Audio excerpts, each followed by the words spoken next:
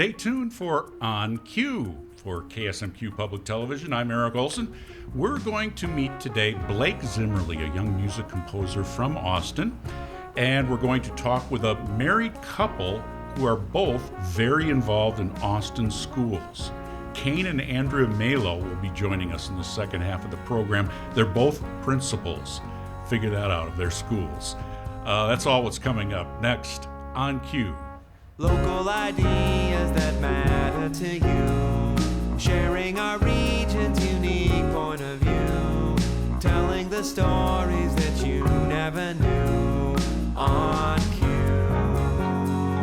on Cue, on Cue. Blake Zimmerli started playing piano at a very young age, and after a while added percussion.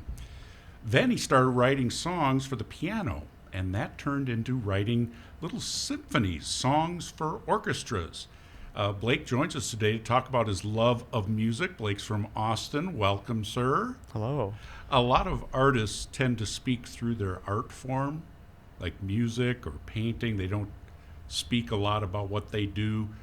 So I appreciate that, but we're going to hear from you a little bit. But first, let's hear how you create. We have some video captured of just a few of your performance pieces, and then we'll come back and chat, okay?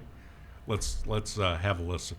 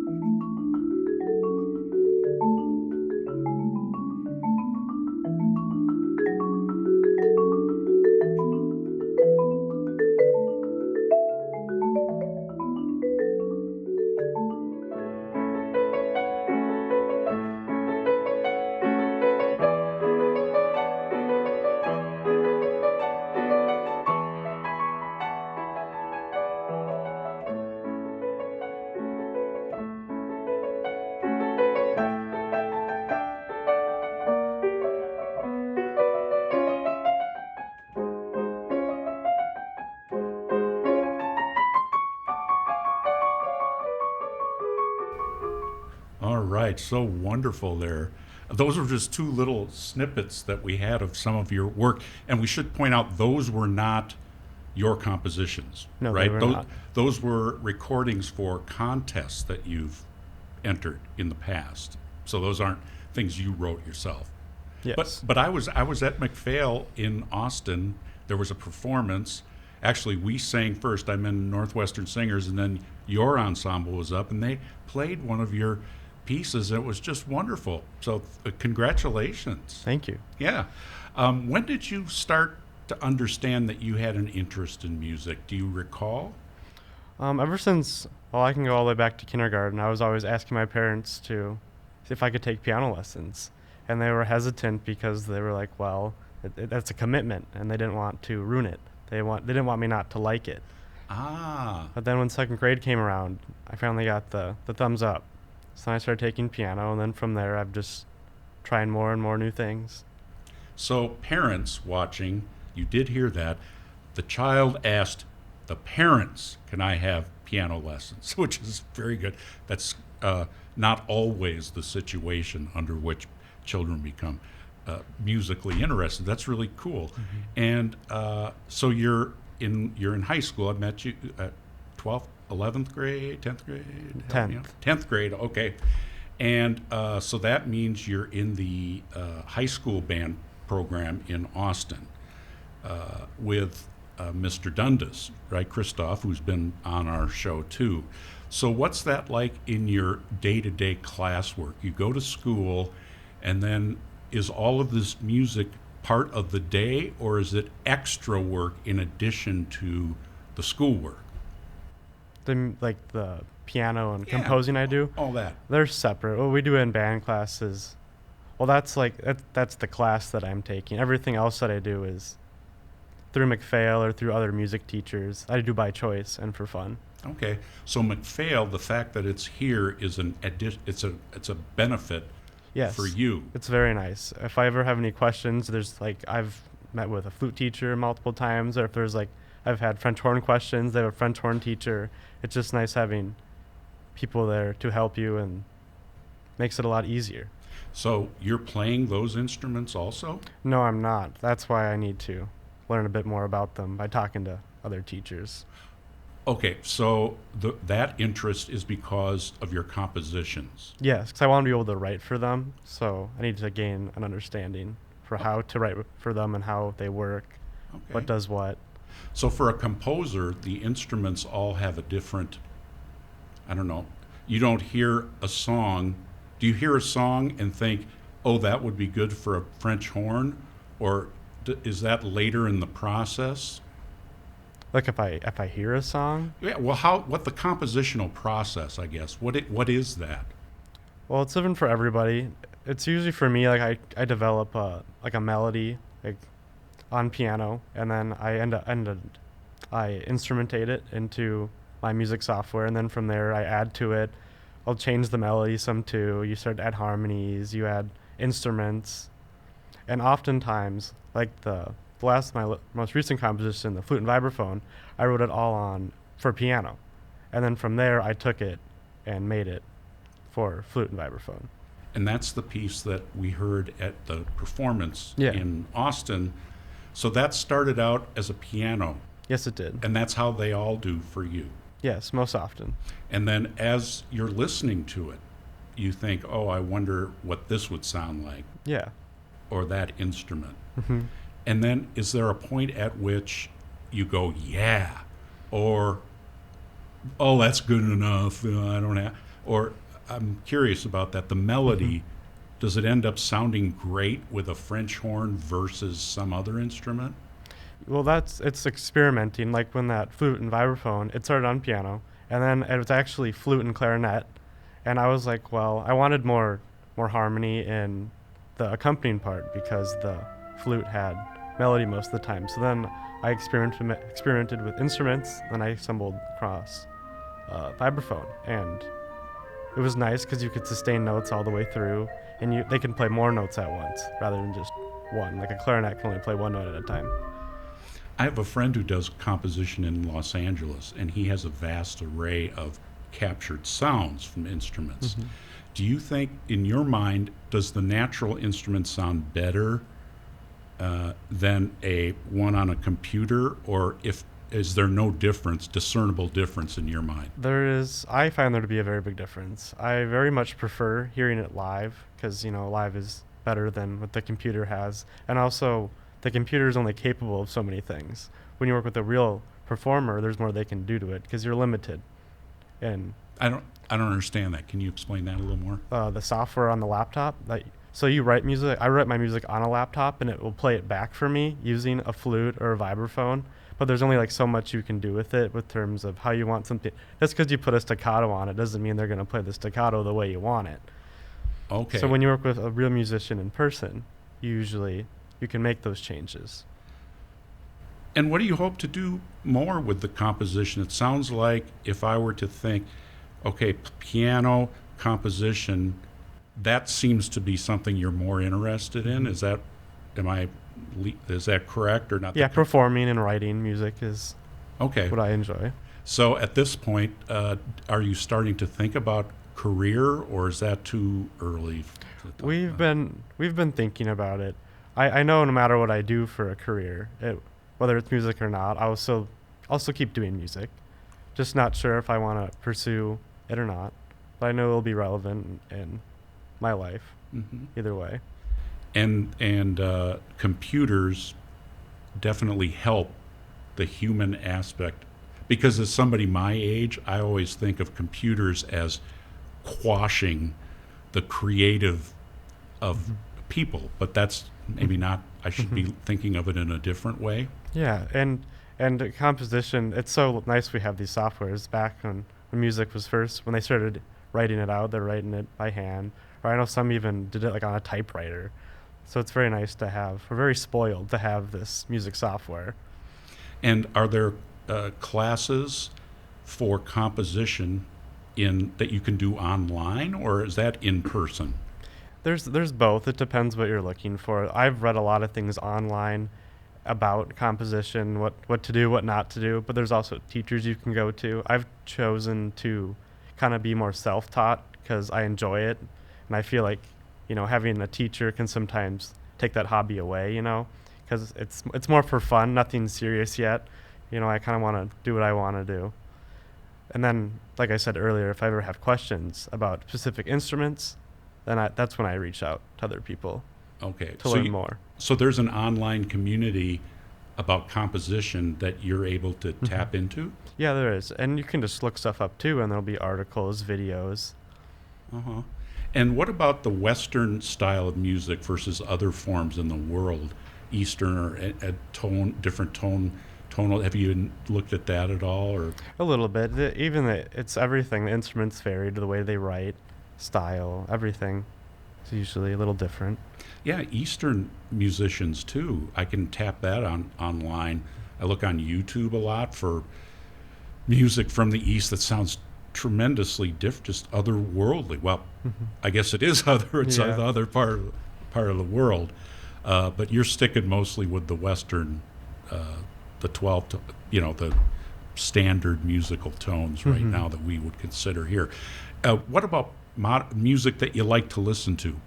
Modern music or old? What do you like? It varies. I listen to a combination of everything. I've listened to things from band scores to current music. Like, it kind of just varies.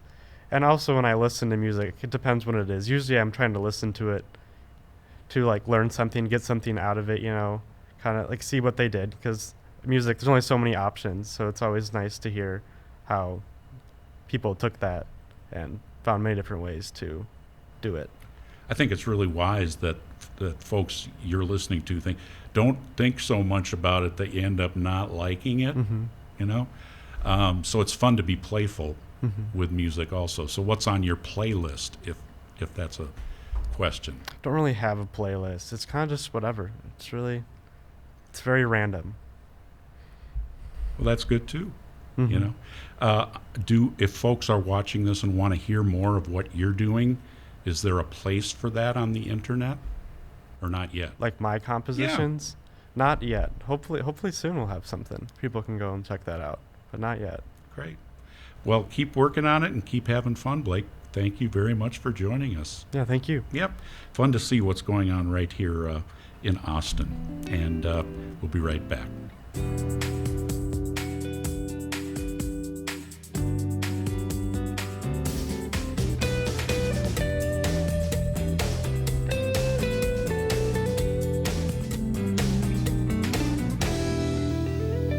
Kane and Andrea Malo are partners in education, literally. They're deeply involved with the school systems here in Austin, different schools. And get this, Kane is principal at Pacelli Catholic School in town. His wife, Andrea, has held different roles at Austin High School, but is principal of Austin High. Two principals under the same roof. Thought we'd chat about that a little bit. Welcome, Kane and Andrea.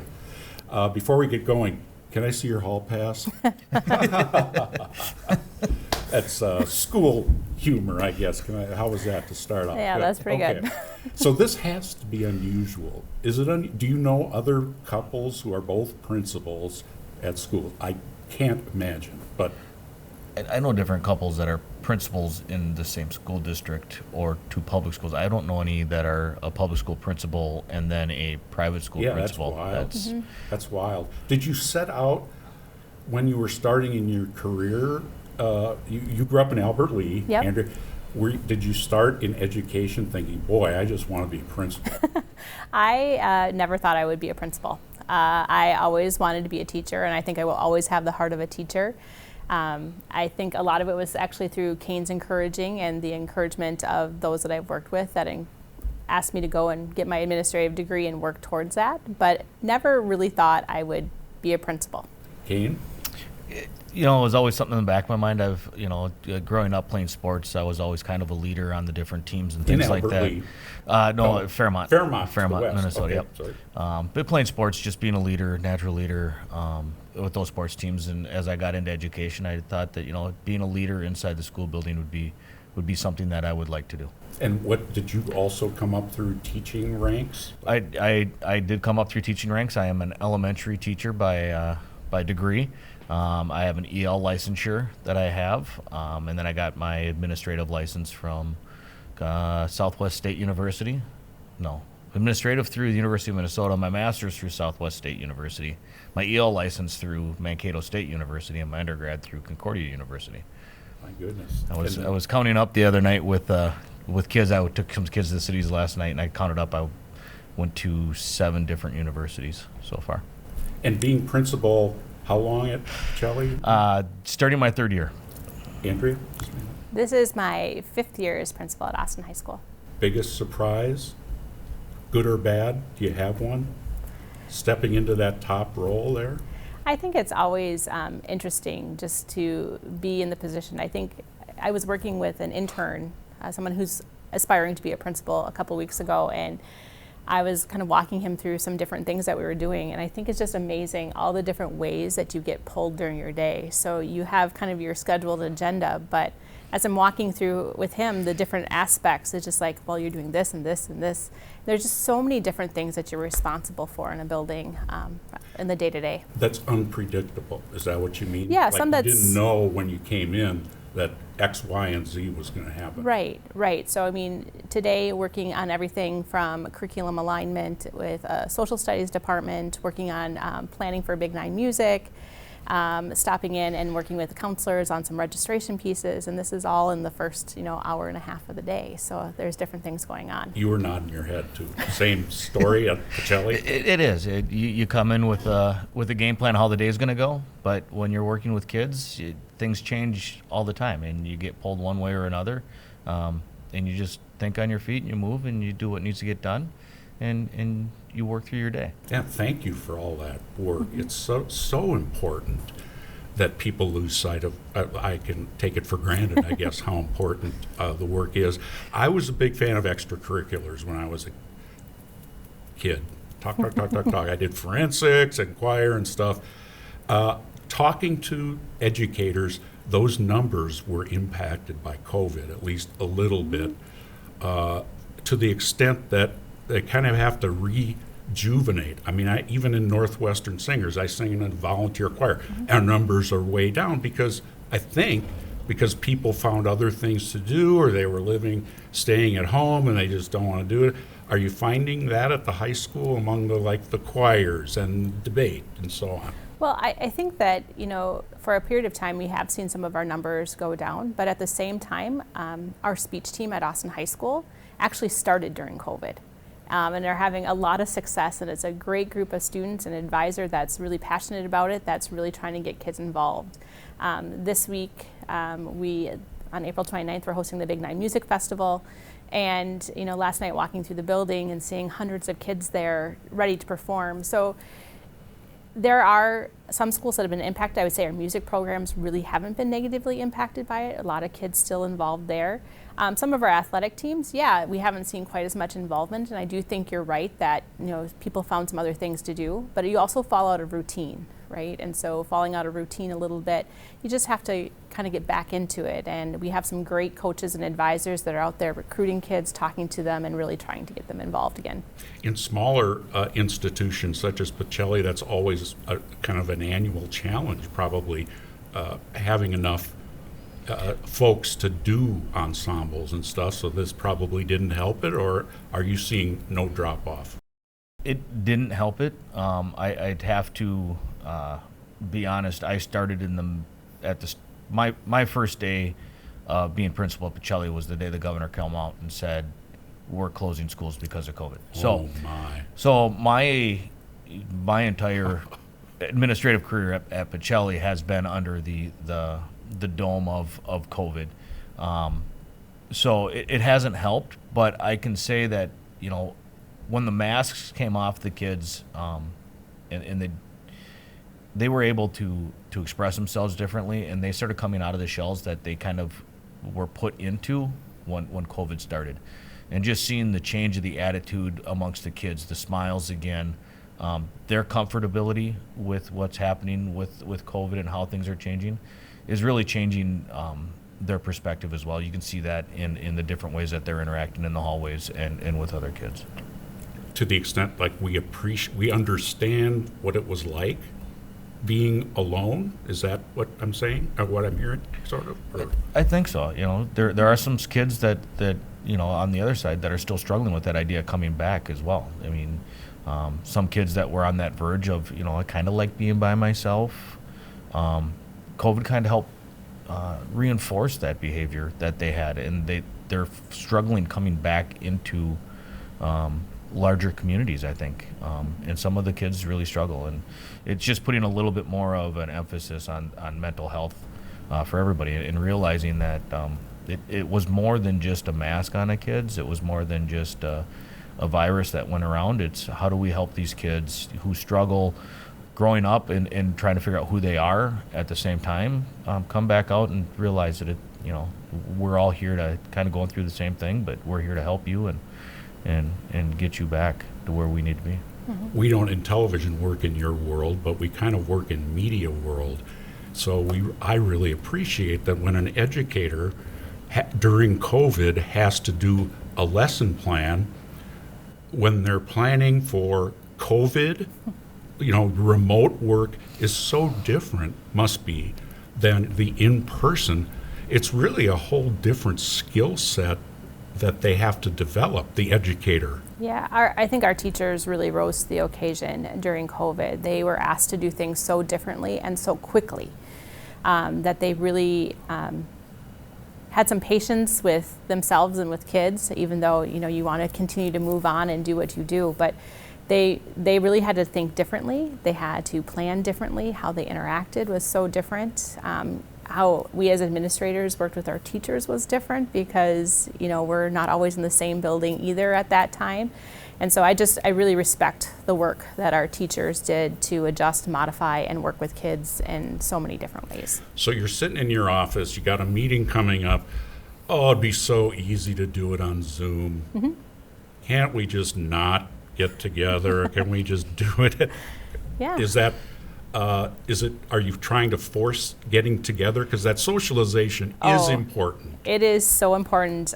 Just in the last 2 months, we started to have in-person staff meetings again. And again, we meet in an area where we can still spread out if we want to, but it's honestly been the best thing ever, just to be able to have people in the same room together. Sometimes in a big building, you get kind of isolated anyway into your departments or hallways or things like that. And so just being able to bring everybody back together was so very, very important. I mean, we laughed with one another again, and doing some of those staff socials that we haven't been able to do and be in that same space, I think has really been important for everyone in our building. Same thing? Same thing. It's especially with the elementary teachers coming at it from that point of view. You're used to getting down on the student level, on your knees, bending over, talking with them, hugging your younger ones when they need to be hugged. And for a year and a half, not being able to do that took a toll on the teachers and on the students, just not having that social interaction, the things that you were used to. And it was tough. What are the one or two top line new issues that folks like us wouldn't know anything about that's coming in the world of education of young people? Is there anything either good or bad? I mean, phone, multimedia, is it a net plus or negative? Are we learning to live with multimedia or something else? I think maybe the most pressing issue right now, and part of it's maybe from COVID, and I think some of it's just from, development as well, is that I think mental health is really something that's on the forefront. How are we meeting the needs of our kids who are growing up in a very different world than what we grew up in, and just with social media, with different pressures, thinking about, am I going to get into the college I want to, or what do I want to do after high school? Focusing on that, but also just issues and things that they're dealing with personally. I think that mental health is probably one of the things that, as I look at our building and think about things that I'm most concerned about and wanting to meet the needs of our kids. As far as we need more counselors or inculcating into curriculum, or what can you do? Yeah, I mean, there's definitely things that you can do, and I know Kane's doing some things in his building too, but there's some social emotional learning strategies and things that we can use and work with our staff with. We have an amazing counseling staff, and I would always say that, there's more needs for that, but we have some really nice opportunities in our community too that will support us with that, but there's always a need.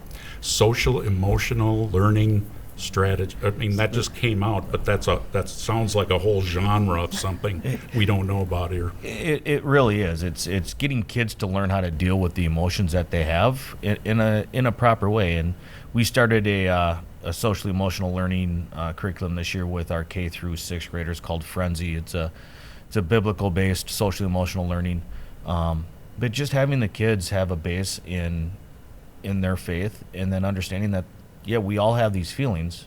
How do we deal with the feelings that we are having in a positive manner? Not all the feelings we have are positive, but we can still deal with them in a positive manner. And just because we start our day with those feelings doesn't necessarily mean we have to, that's our entire day. I might have had a bad morning, but I can still have a good afternoon.